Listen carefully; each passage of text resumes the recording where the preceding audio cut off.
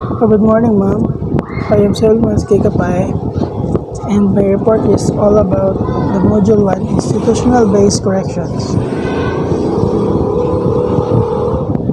Corrections, Penitentiary Science, branch of CJS, Protection of the Society, the Custody, Supervision, and Rehabilitation of criminal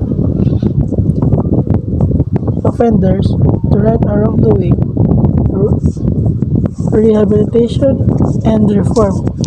Become Tejin Philippine Villain of 14, father of modern penitentiary science. Correction administration, institutional correction, non-institutional correction. Institutional correction refers to the means of correcting an individual by placing them in a prison jail for the treatment until it's ready for the reintegration into the community.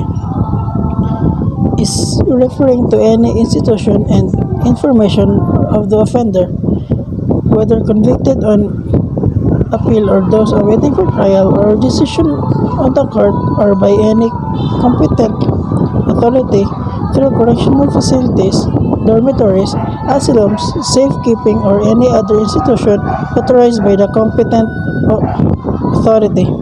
Non-institutional correction is the one to take charge of correction offender through community-based program.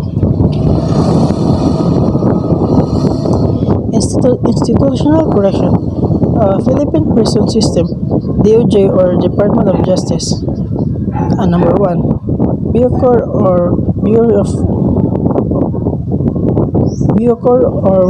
Bureau of Corrections. Number 2, PPA, Parole and Probation Administration.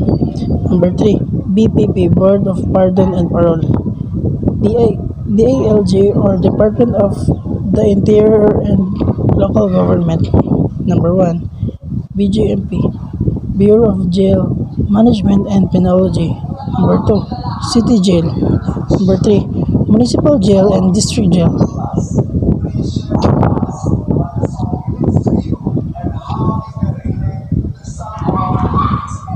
BUCOR or the Bureau of Corrections. So the Bureau of Corrections is an agency under the Department of Justice that is charged with custody and rehabilitation of national offenders, that is, those sentenced to serve a term of imprisonment of more than 3 years.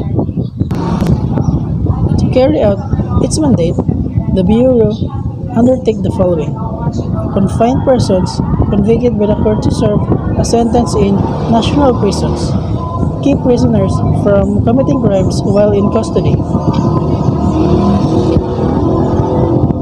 provide human treatment by supplying the inmates' basic needs and implementing a variety of rehabilitation programs designed to change their patterns of criminal or antisocial behavior, engage in agro-industrial projects for the purposes of developing prison lands and resources into the productive basis of profit centers, developing and employing inmate manipulated and labor, providing prisoners with a source of income and augmenting the yearly appropriations.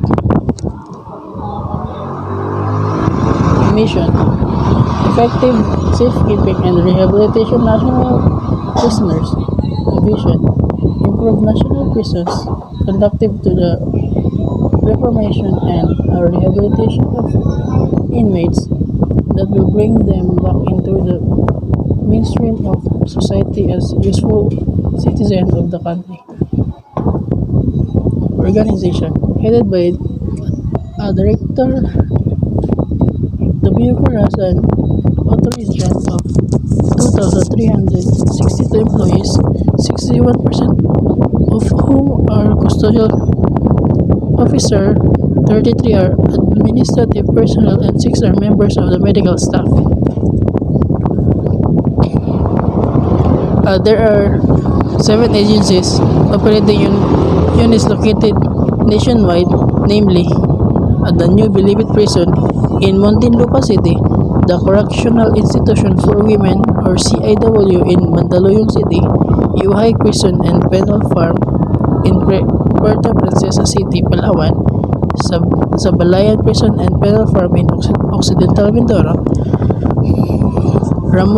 San Ramon Prison and Penal Farm in Zamboanga City, Leyte Regional Prison in Abuyog, Leyte, Davao Prison and Penal Farm in Panabo, Davao Province. PPA, Parole and Probation Administration. The Probation Administration was created by virtue of President Decree number 96, the probation law of 1976, to administer the probation system under Executive Order number 292, the Administrative Code of 1987, which was promulgated on November 23, 1989. The Probation Administration was named Parole and Probation Administration and given the added function of supervising prisoners who, after serving part of the sentence in jail, are released on parole pardon with parole conditions. Effective August 17, 2005, by virtue of a memorandum of agreement with the Dangerous Drugs Board and Administration, performs another additional functions of investigating the supervising first-time minor drug offender who are placed on suspected pursuant to Republic Act No. 9165. Vision. By 2024, the DOJ or PPA is the Asia's model of community-based corrections in crime prevention. Mission: to rehabilitation and reintegrate prison on community-based corrections for peace and social justice. Mandate: the Parole and Probation Administration is mandated to conserve and or redeem convicted offenders and prisoners who are under the probation or parole system. Goals. The administration program states to achieve the following goal. Number 1. Promote the reformation of criminal offenders and reduce the incidence of recidivism and provide a cheaper alternative to the institutional confinement of first-time offenders who are likely to respond to individualized community-based treatment programs. Functions. To carry out these goals, the agency, through its network of regional and field parole and probation officers, performs the following functions. Number 1. To administer the parole and probation system. Number 2. To exercise supervision over parolees, partners, and probationers. Number 3. To promote the correction and rehabilitation of criminal offenders.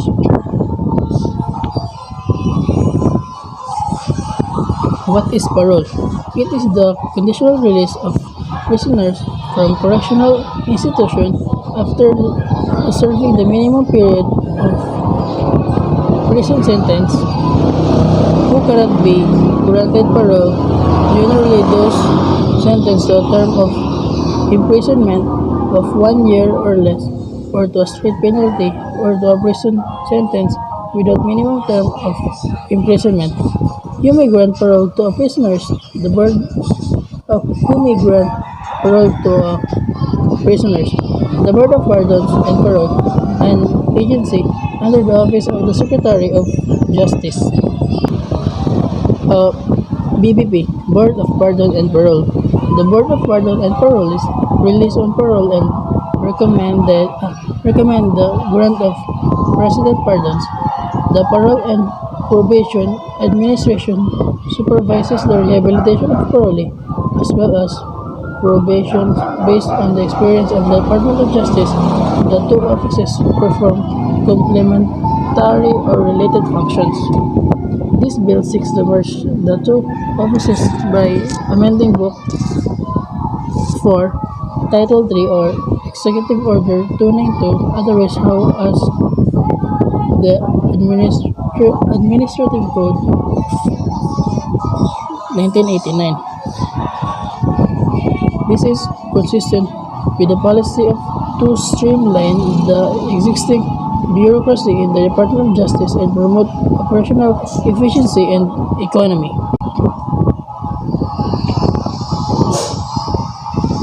What are the positions of Board of Pardon and Parole?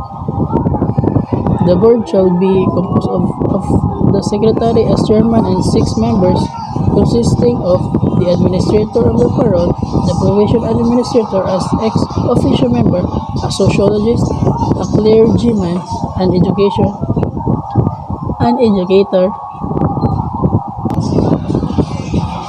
person with training and experience in correction work, and a member of the Philippine Bar, provided that one of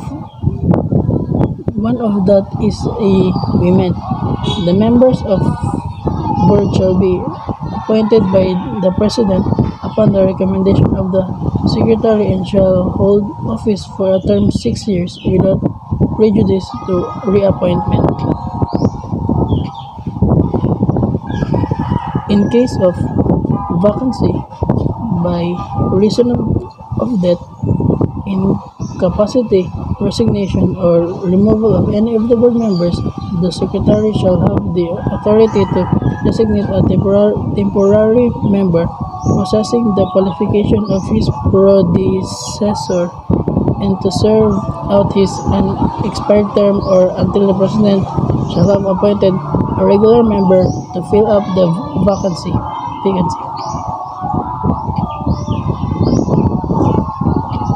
What is BGMP? Is mandated to direct, supervise, and control the administration and operation of all district, city, and municipal jails nationwide with broad task of safekeeping and development of inmates.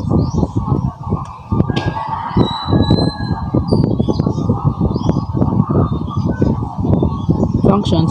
In line with when its mission, the Jail Bureau endeavors to perform the following: formulate policies and guidelines to the administration of all district, city, and municipal jails nationwide, implement strong security measures for the control of inmates, provide for the basic needs of inmates, improve jail facilities, and promote the general welfare and development of personnel. A mission: to enhance public safety by ensuring human safekeeping and development of persons deprived of liberty or PLDT in all district, city, and municipal jail for their reintegration to society. Number 2. Premier institutions highly regarded by society for the secure and human treatment of persons deprived of liberty, PDL, by its competent and motivated corps.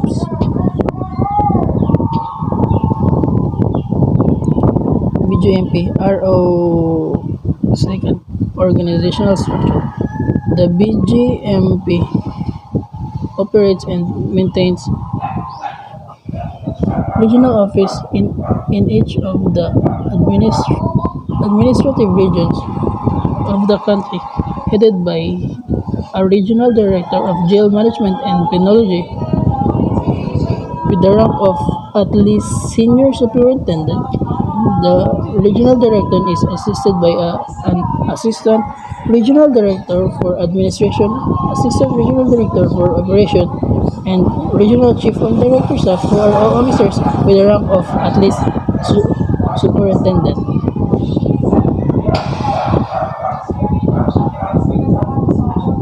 Jail Provincial Administrator's Office.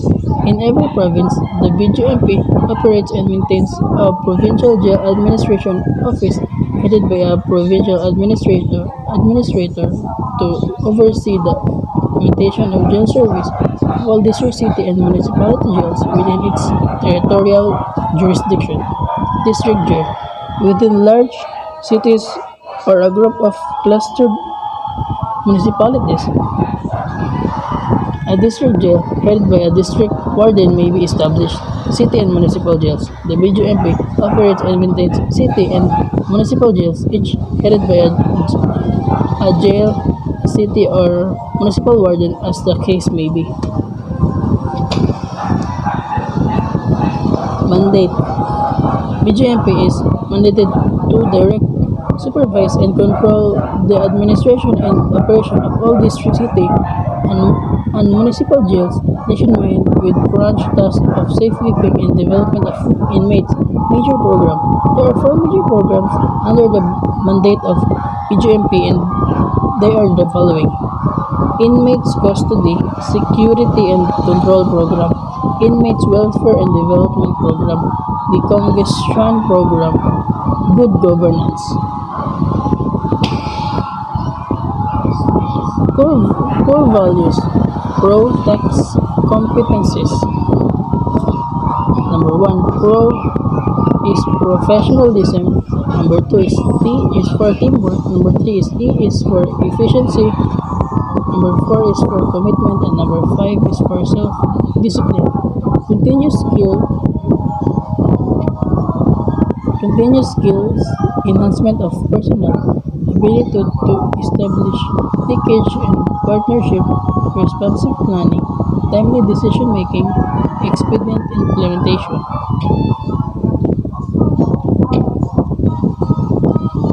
Global view of prison administration. The prison administration involves security and discipline.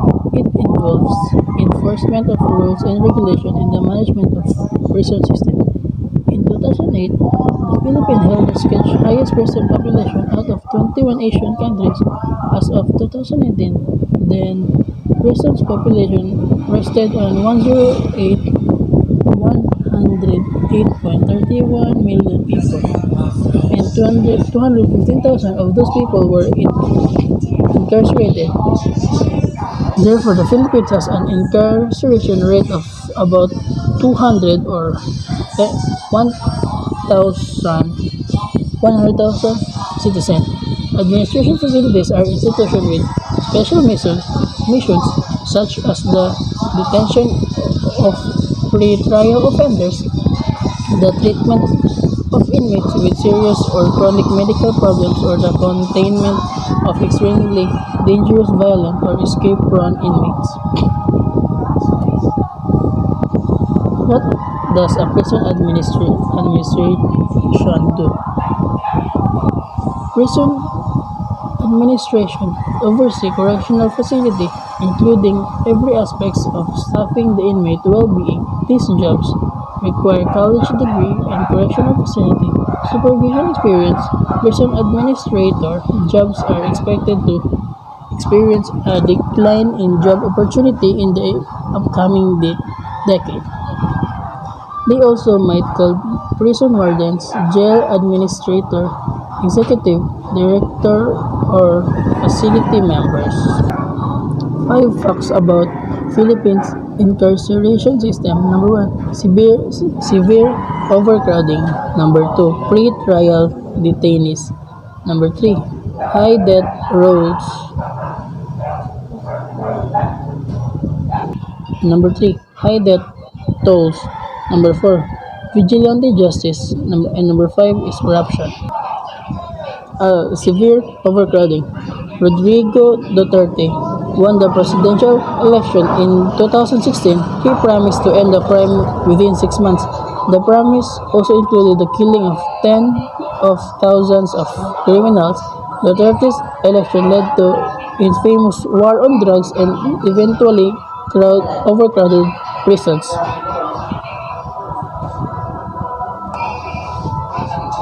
Manila City Jail, the largest in the Philippines, is split into dorms that safely house 170 meters. Currently, these dorms house around 500 people. Similarly, a room designated for 30 people holds about 130.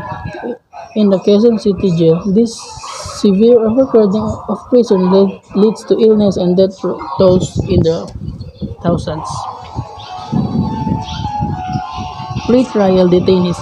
According to the World Prison Brief, 75.1% of incarcerations within the Philippine incarceration system are pre-trial. In 2018, 141,422 of 188, 278 prisoners were pre-trial detainees.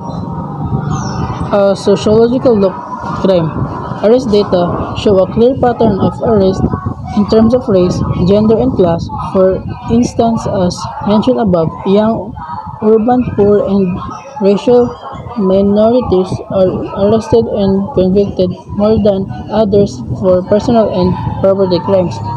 To sociologists, the question posed by this data is whether this reflects actual difference in committing crimes among different groups or whether this reflects differential treatment by the criminal justice system.